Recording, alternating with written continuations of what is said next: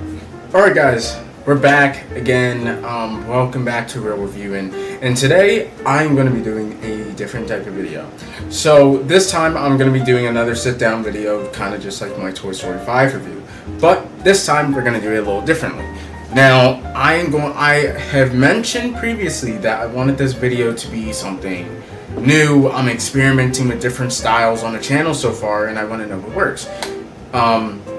So, with that being said, I really want to go into a different topic. So, enough of the Pixar reviews and Pixar movie reviews. I'm definitely going to do different stuff. I think next I really want to dive into some horror movies. I just saw Obsession. I just recently watched Smile 1 and 2. I don't know why I just saw them now. They came out years ago, but I just saw them. But yeah, besides Obsession, that came out recently. But I'm gonna be doing sit-down reviews of those too. Now, that's what's coming up. But today, I have a different idea for this video. So, with this video, I want to do, as I said, I want to do this a little differently. So today, we are going to be doing a kind of like talk on media and entertainment and with AI. Now, I'm not pro AI. Okay, let's get that straight. I'm going to try my best to not seem biased by any means. I really want to give an authentic idea of what I believe should be the way that we go about the way the industry should move. As you don't know, I'm a telecommunications major. I'm a telecom major, and I have a fondness for the entertainment industry, which is why my channel is kind of just all about this stuff. So, with that being said, I really want to get into this and stop rambling. So here's what we're going to start off with. So first, let's just talk about AI, right? So, I have some friends that are artists. I have some friends that want to get into filmmaking. And one thing that I always found to be interesting with AI is that how it can sometimes enhance the ability to do so and make it faster. But the idea of enhancement often can get mistranslated with doing the work for you. It's like if I'm in school and I have a special pen that's able to help me write better. That's different than I have a magic pen that writes for me. They are two different things. Weird analogy, I know, but trust me, I'm trying to make sense of it. So the reason why I said that is that I feel like there is a fine line between the two, right? I feel like oftentimes people think that, there's this debate, right? There's this debate of if I am the user of the chat bot and I generate what I want it to do, I should be the holder. I should be the owner. I take ownership of that. Or should it be OpenAI that takes ownership of that, as if you're using ChatGPT, right? Should they be the owner of it? Now, I feel like that's an interesting idea. It reminds me of a course I took in my time throughout college, that there was this course that was like AI and art, and it kind of talked about the ethics of it. Whether you think there wasn't really a right or wrong answer. It was whether you think it's morally right to have AI involved in art, and whether if it felt authentic. And oftentimes there was a lot of hallucinations. A lot of times the AI just completely got it wrong, and there were times where some of the stuff didn't look so bad, but it lacks something, right? The thing it lacks is human ability. Now, why is that important? I think that human ability is something that can't be replicated by some sort of device or robots. We are the ones that make our devices called phones. We are the ones that make our devices called controllers, right? It's important to remember that we are the ones that make AI. AI doesn't make itself. We program it. We train it. We are the holder of AI. We are able to stop and revolt it from going further, or progress it if that's what we feel the industry needs. Now, this is why I want to talk about mainly with entertainment, right? Entertainment is an industry that I really like. Netflix and a bunch of other big streaming platforms and a bunch of other big movie studios, and it's interesting because recently a lot of big time directors are having to state that no AI was used. Now, why do they feel the need to tell people that? Isn't that something that we should already know? I'm gonna tell you why, which you already know the answer. AI is really deceiving, like extremely. I go online and I go on Twitter, I go on X, and I go on YouTube and a bunch of other websites, and I'm seeing articles and certain things and certain pictures, and that's AI. I literally was on TikTok yesterday scrolling through a page, and the page was AI. Isn't that crazy? It's not even a real person. It's AI. Somebody is generating this and then making it to make people believe it's a person. So why do directors feel the need to express that and say that? Well, I think it's because they know that it will tarnish their work. Like, it's like if a big time director like Christopher Nolan or Stephen King just decided to say, yeah, next movie we're gonna make an AI, it kind of messes up their whole catalog of movies that they have directed.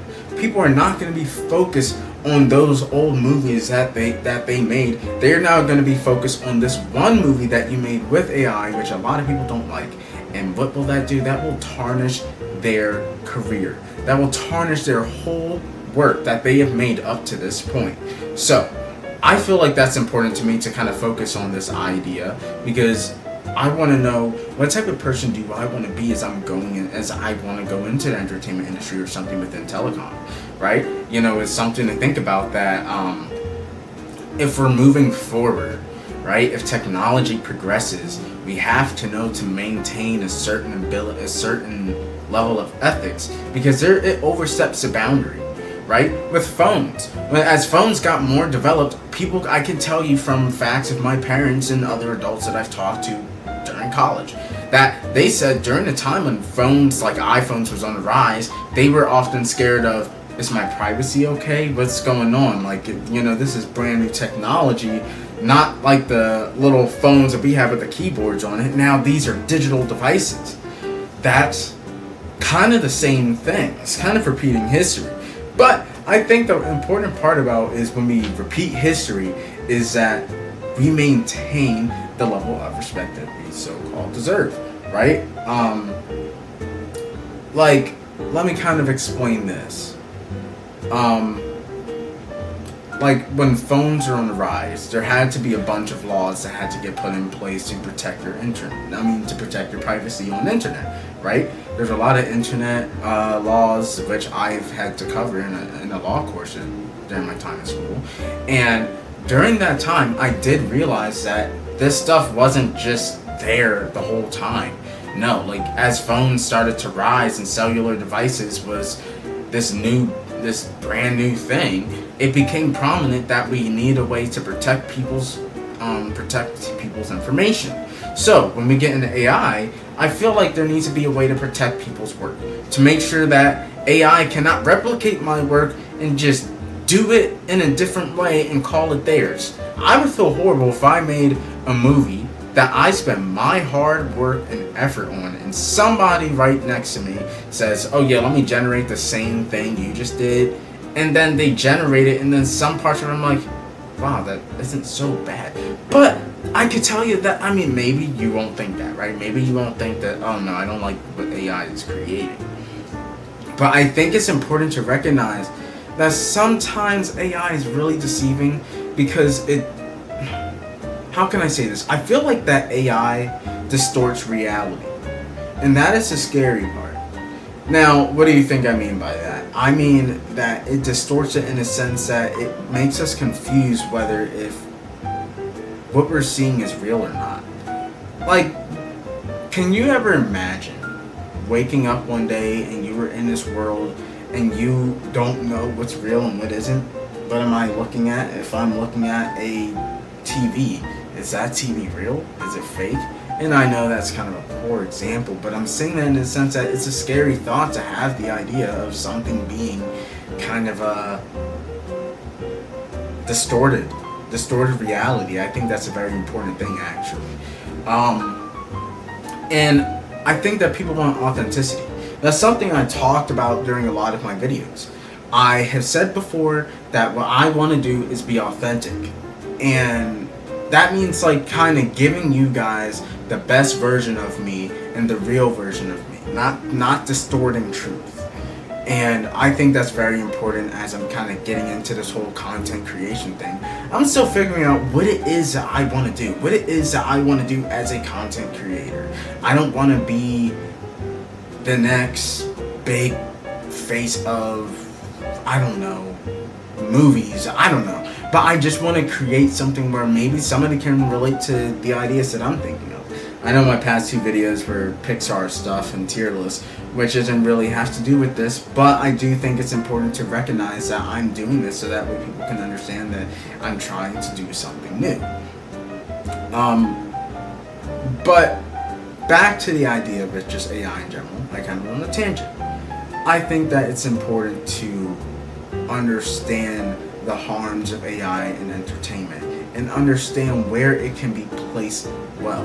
Could it be placed of speeding up work and making it more efficient and cutting down costs, thus making the actors paid more? That's something I would like to see. Or not just the actors, because the big A-list actors like Dwayne "The Rock" Johnson will obviously, get paid millions regardless. But I think the camera crew and the people that work on movies deserve to get paid. Now, that's saying is something like, I think a good example of this is, I didn't do my research, but a good example is Obsession. Highly profitable movie, $700,000 budget roughly, and making over $400 million in return. That's a big turnaround. But no AI was used, obviously, and evidently so. But I think that's important. If we can learn to reduce costs of big movies, because the reason why I'm bringing that as an example is because these bigger movies like Marvel, the Marvels was not that highly profitable of a movie. If in fact it was, it hurt Marvel. It hurt their costs. It hurt their, they didn't make their budget back pretty much, or maybe they did. I don't exactly remember, but I do know that they didn't make it all back, which is not good. So that's why I think that it's important to kind of understand that if we're gonna have AI in this movie industry, we have to tread carefully. We have to tread carefully in a way that it makes sure that it doesn't hurt or it doesn't tarnish the movie industry, the film industry. And I think another thing is that, how do we know when we get to a point? How do we know when AI is being used or not? Right now, there's a lot of people that have trained their minds to know what AI is capable of and what's AI and what isn't. But now I'm realizing something, that people are now getting it wrong. People are now calling things that they think is AI, and this turns out it's not. Funny example, Alvin and the Chipmunks. I don't know if you guys might have seen it, but it's getting rebooted. And I feel it's weird to bring up Alvin and the Chipmunks in AI media analysis, but I think it's important because Alvin and the Chipmunks recently showed like a new picture of Alvin, like a new version of him, kind of rebooted, different look, spiky hair, and people claimed that it was AI, right? But the future director or CEO of Alvin and Chipmunks said, no, AI was not used, and AI isn't going to be used.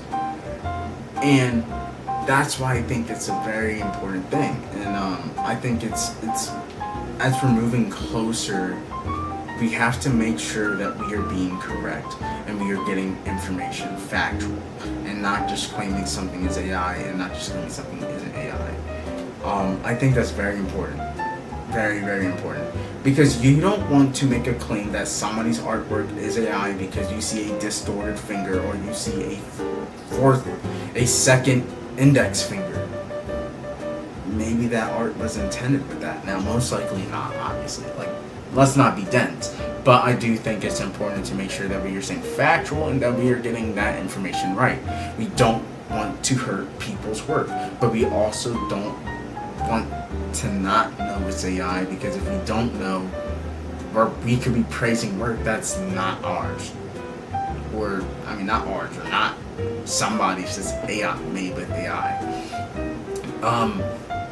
Yeah, I'm gonna try and keep this video short, but I think that as we're going forward with the film industry, that we need to stay authentic, and that movie directors need to stay authentic. They need to give out as much information as possible to build this trust of the people, as now people are building a form of distrust. And like recently Disney, I think, showed off a new cartoon that's going to be on Disney Junior that's fully AI, made with AI.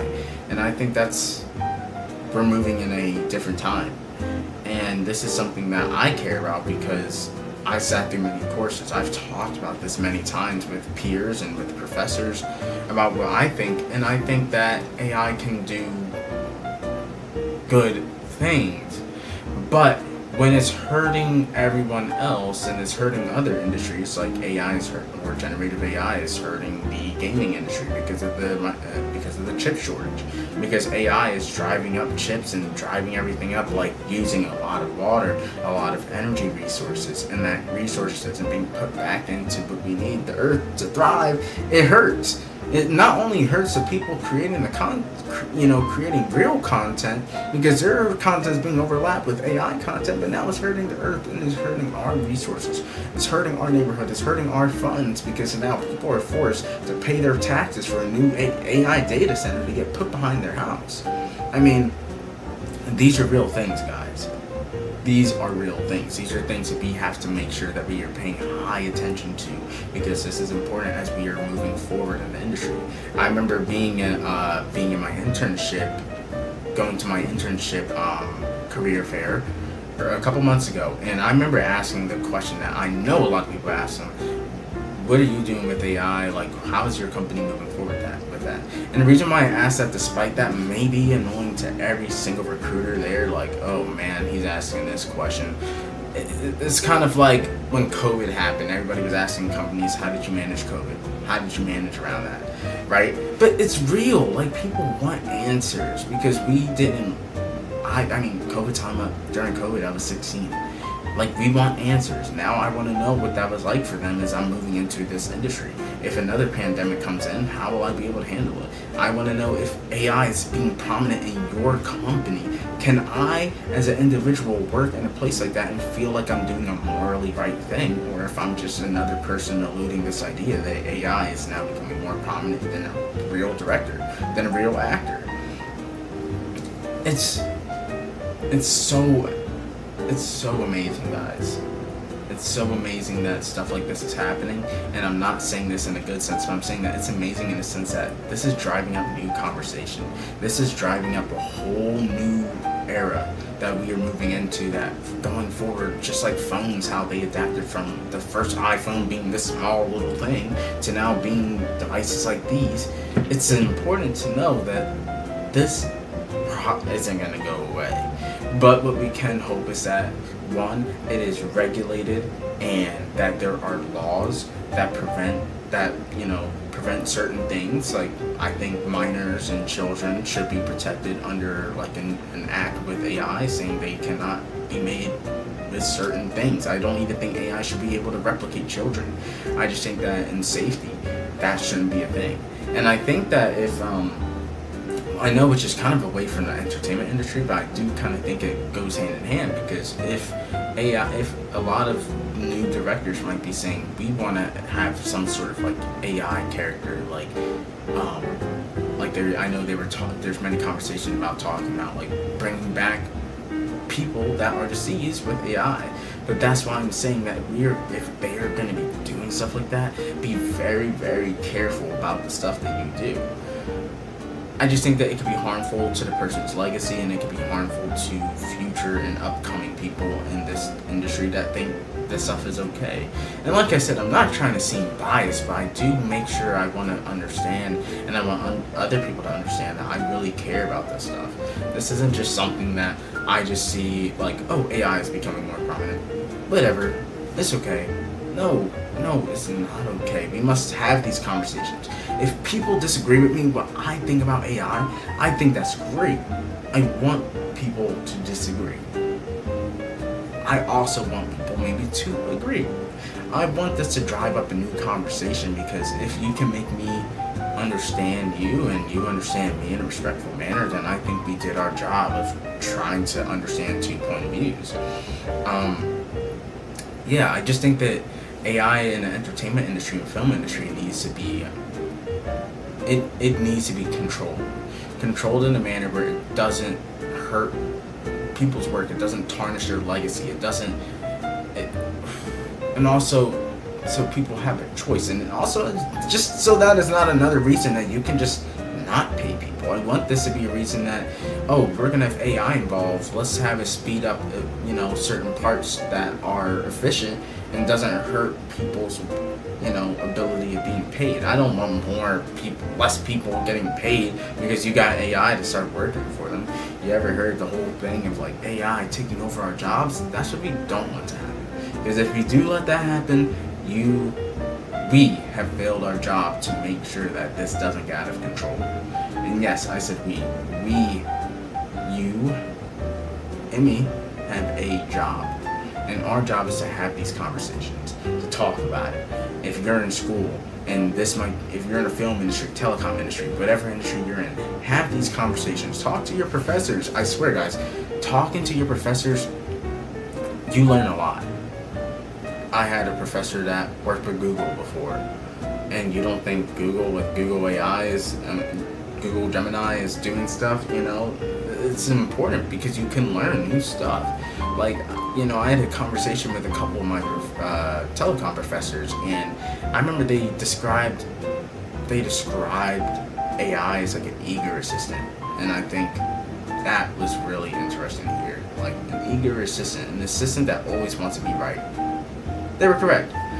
So, to kind of close this off, I know this is kind of a shorter video, but I just wanted this to be something a little different, and I just wanted to raise some new questions. And this is something I'm going to be talking about more on this channel as time goes on. So I do want to say thank you guys for listening for this little sit down. I hope I touched on different topics. If not, I will probably do a part 2 of this to continue this talk, and I want to get more factual and research information to kind of back up my points. But this was just a discussion, just to kind of get my thoughts out of the open. So thank you guys for another video, and I will see you next time.